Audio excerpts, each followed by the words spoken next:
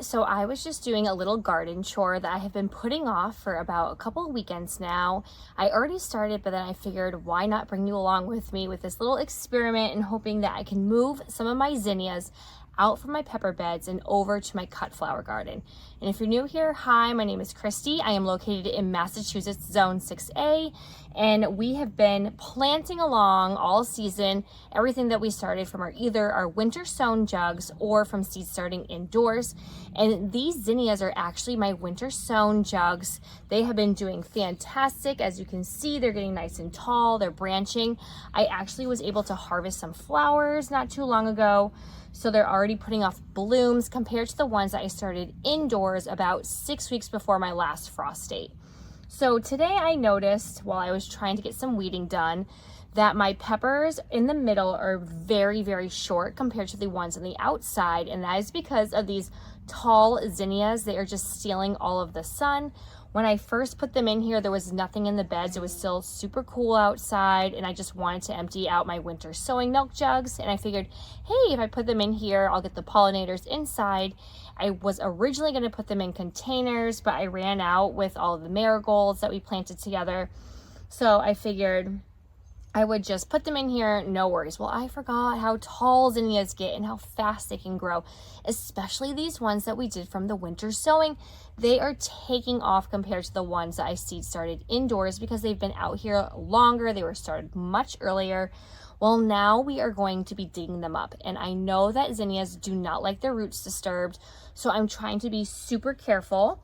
I'm using this little tool right here to just gently go around, lifting them up, and then I'm replanting them over in my cut flower garden. So I did one pepper bed. I still have one more over there, and I have a few more over here that I need to get done. So I figured I would just bring you along to see if this works or not, and just to show you also the difference in height too compared to the zinnias that we did from seed starting indoors. So we'll do one together, and then we'll wrap this up because I know my kids will be coming back from their walks soon. And also, if you're new here, I do a lot of gardening while my kids are out on walks at nighttime, during nap time, and definitely on the weekends when they're able to play outside. So how about we start with this one right here, and then we'll show you what's going over in the cut flower garden.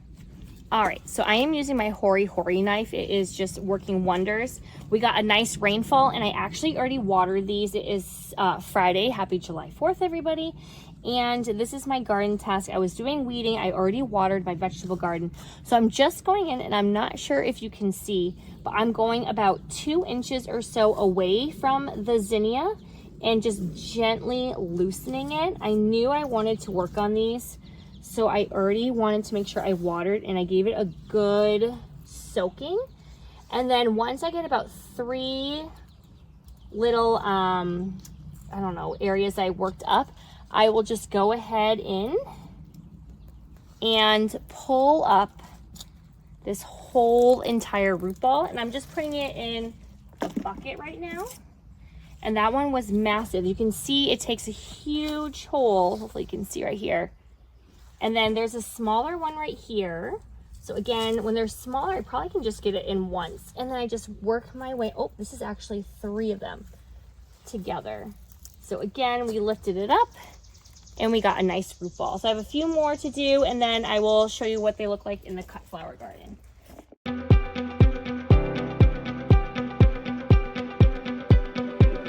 And they are looking so much better, but I'm leaving this one because look, it flopped over probably due to the wind, and look how it's growing. It's bending up towards the light. So we'll just leave that one here for now, so at least I can get something in for the pollinators.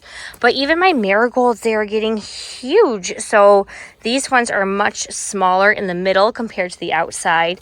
And then I also did that over here. I do have one zinnia I'm going to pick up right now, and then that way the peppers won't be competing for the sun with the zinnias because they are just towering over them.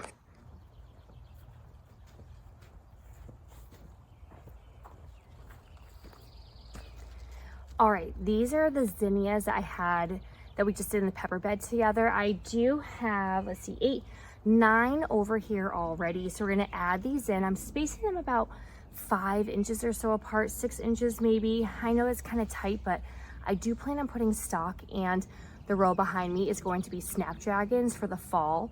I also have some calendula, some rudbeckia, so I need these to be a little bit tighter. And I'm hoping once I cut the blooms off of these, I will be able to get my netting in. I do have my netting up for all my other zinnias, but obviously since I'm doing these so last minute and just so randomly, that I haven't had time to get the stakes in to get the netting up. So that will maybe be tomorrow or Sunday's project. So let's get these into the ground. All right, as you can see, these are tall, and since I did move them, they are a little bit bent over, but I'm hoping that they will hold strong. I'll give them a good water. I already watered this area very nicely. It's a gorgeous day, but there is a breeze, so I'm hoping that they can just, again, hold strong until I can get some netting up. I plan on getting it up tomorrow, and then maybe I can just gently put them in between the squares, so we'll see how that goes. So all I've been doing is digging a pretty deep enough hole and then finding one. Let's see, this one right here. And the roots are going to be a little bit disturbed, but I think they're gonna be okay. And then just making sure that I am not putting them too low behind or too low underneath the soil levels. I'm trying to just get them just how they were, but the dirt can maybe get a little bit more on top, and then definitely firmly planting them down. And we're gonna keep on doing that.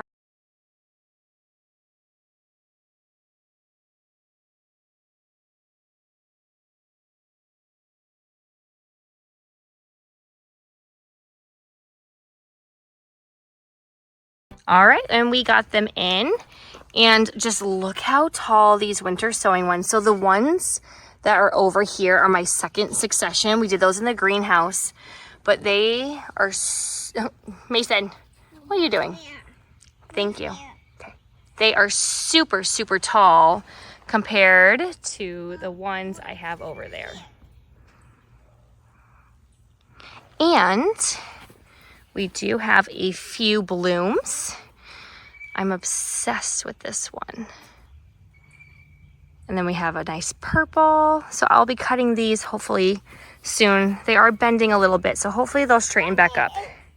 All right, and the kids are back from a walk. Mason is eager to go inside to have some dessert, so we're gonna let these be. I will give them a nice little watering and we'll check in. So if you wanna stay updated and see how they're doing after being transplanted, go ahead and click like and subscribe and hit that bell button, and I will see you all next time. Happy gardening, bye.